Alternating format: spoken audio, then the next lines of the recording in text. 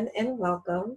I am Dr. Tanya Biglow, your philosophical physicist using science to get you unstuck. For many people, you know me as your CODA coach. And today we're going to go right into the heart of the matter.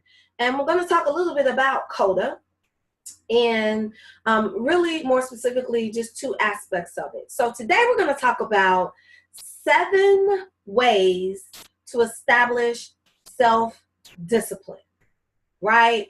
So if we look at discipline, many individuals look at discipline as a not so good word.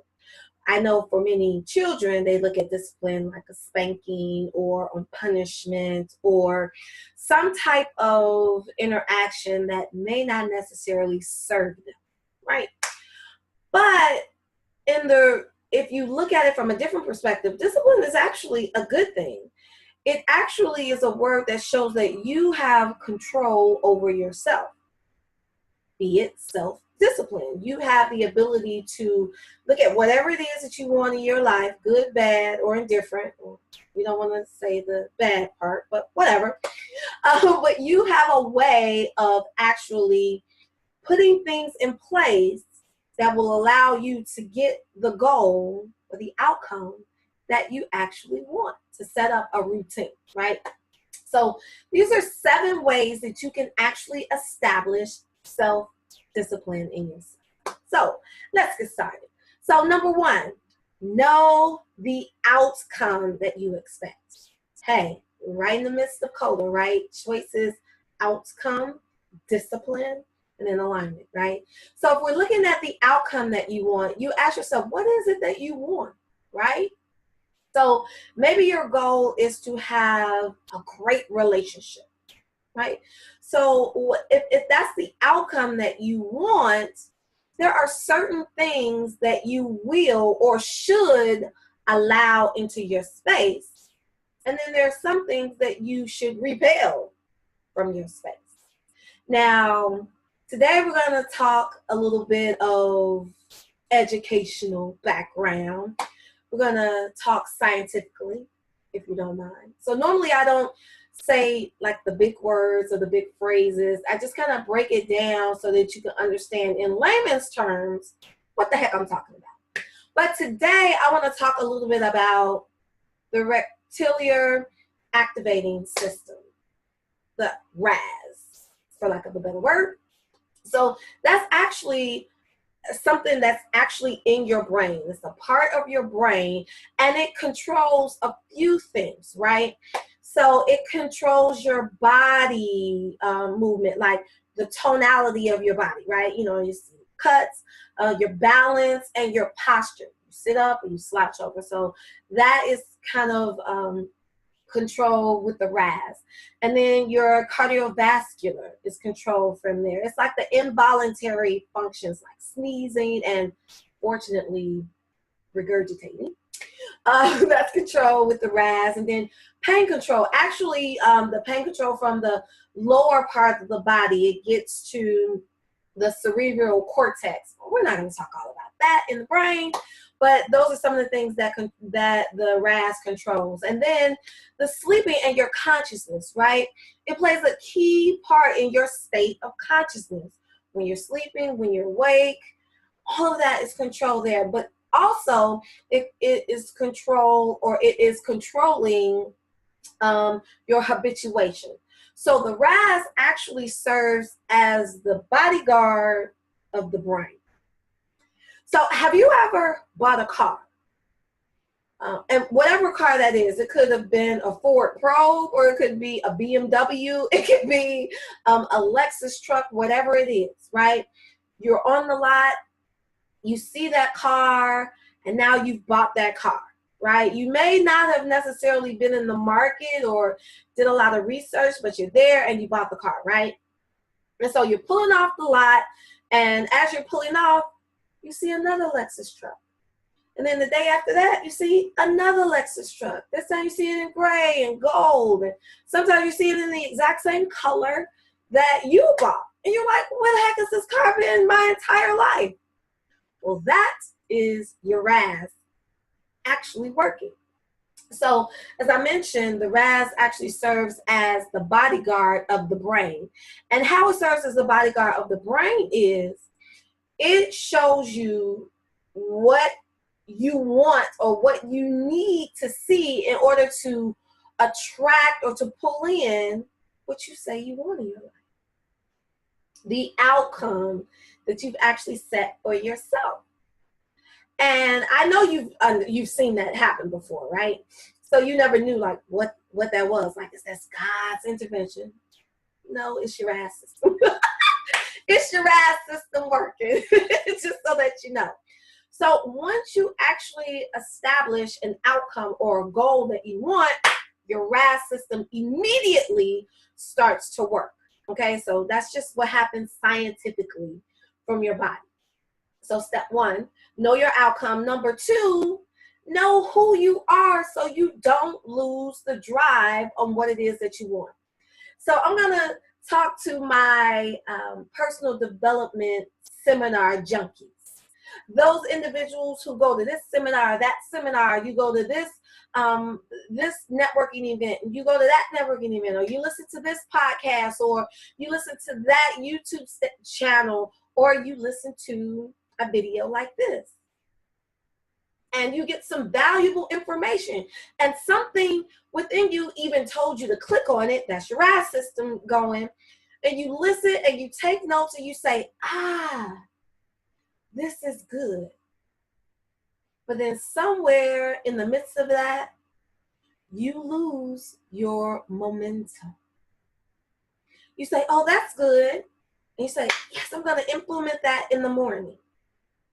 And then the morning comes and you forget, or something happens on why you don't do it. So in order to actually set up your self-disciplines, number two, you have to know who you are. You have to be in tune with your belief system.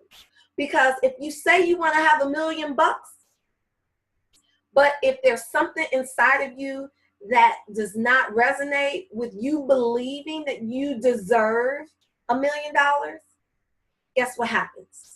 Even though your RAS is ignited, and it will bring you the opportunities, the right people in your alignment or in your vantage point for you to actually connect with to get from where you are to where you want to be, because you don't believe within yourself that you can actually get there, you'll avoid it. You'll say, yeah, that sounds good, but this opportunity really isn't for me.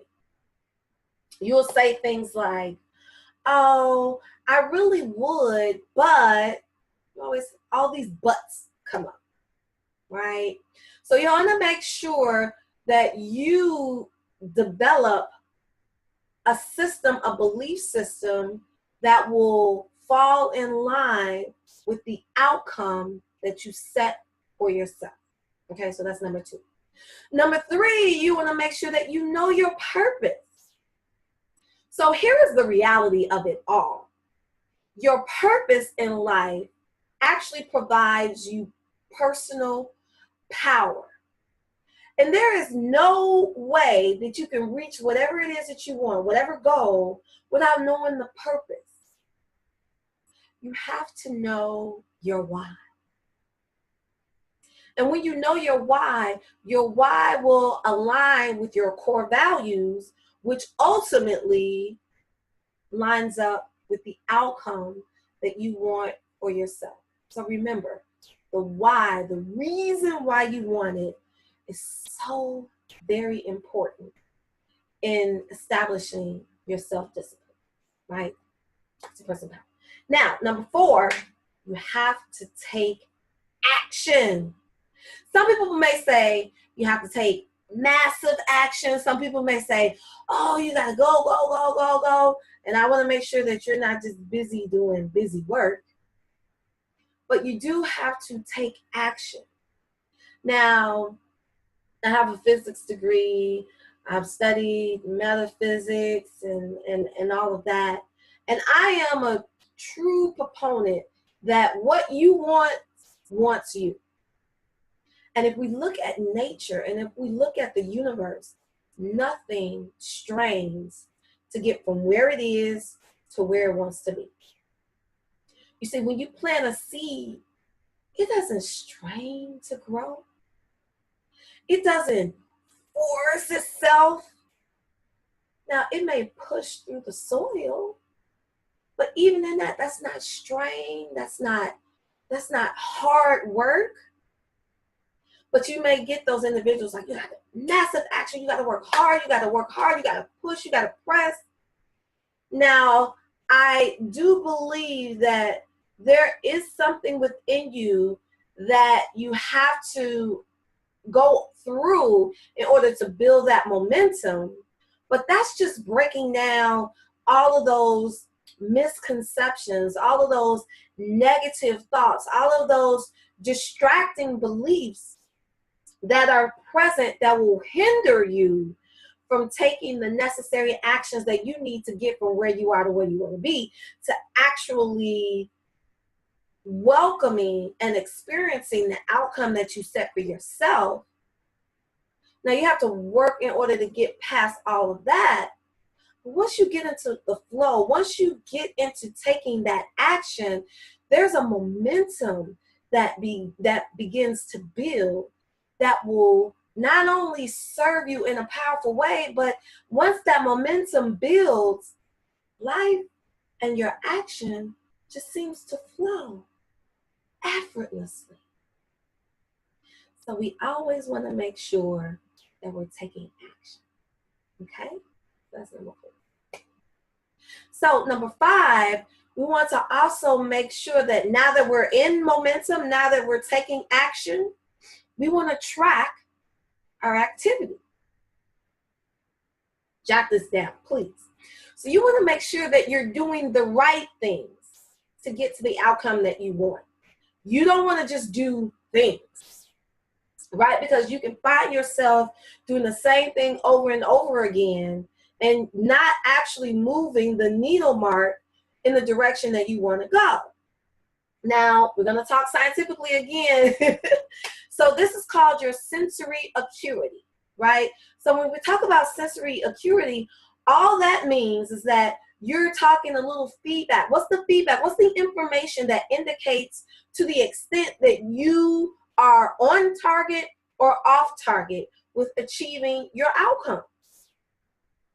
You see, insanity is doing the same thing over and over again and expecting a different result, right? So let's look at the example that I mentioned before about having a relationship, a good relationship, right? So say, for example, you're someone who wants a monogamous relationship, or you want to establish a marriage, or however that works, whatever the end result is that you want, but you want your own mates. You want someone for you, male, female, whoever we're talking about. You want your own mates, right? And you happen to be on a date with someone, and in their conversation, it is clear, and they state this in the communication: I do not want a monogamous relationship. I'm used to whatever it is that they're used to. They want to be single. They love remaining single.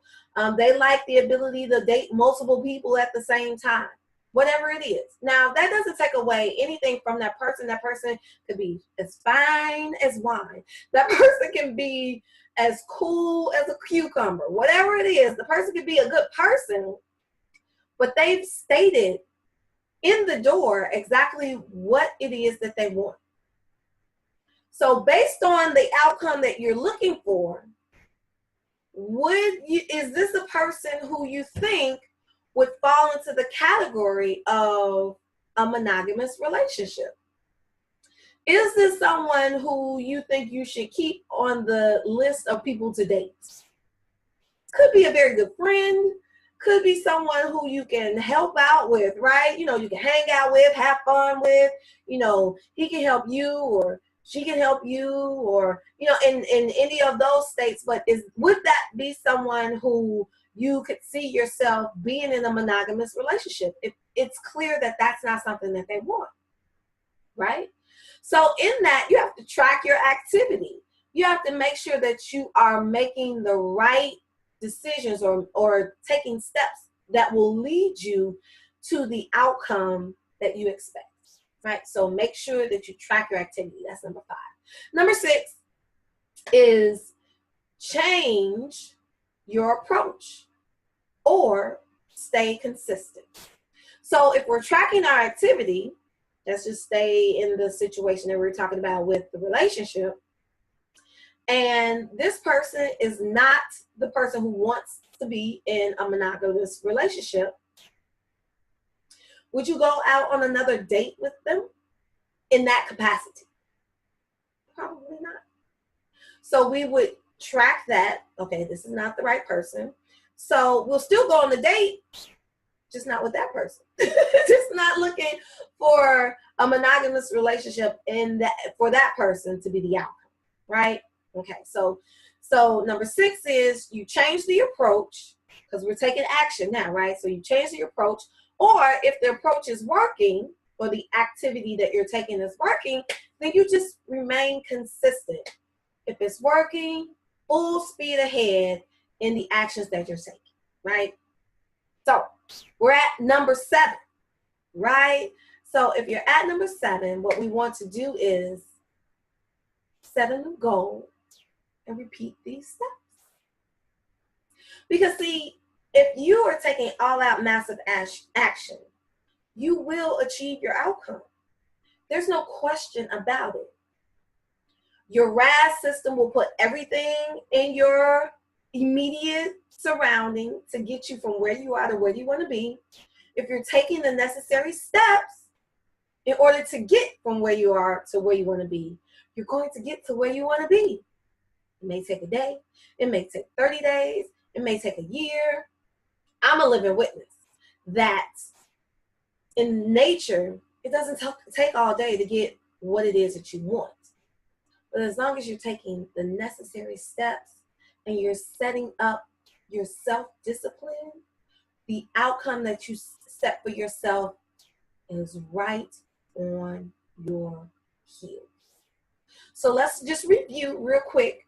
So number 1, in the 7 ways to establish self-discipline, number 1 is to know the outcome that you expect. You got to know it without a shadow of a doubt, allowing your RAS system to kick in. And then number 2, you need to know who you are so you don't lose your momentum in what it is that you want. Number 3, you need to know your purpose, know your why, right? And then number 4, we need to make sure that we take all out massive action.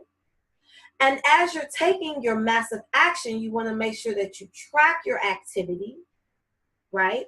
And then in tracking your activity, you want to make sure that you change your approach or stay consistent with it.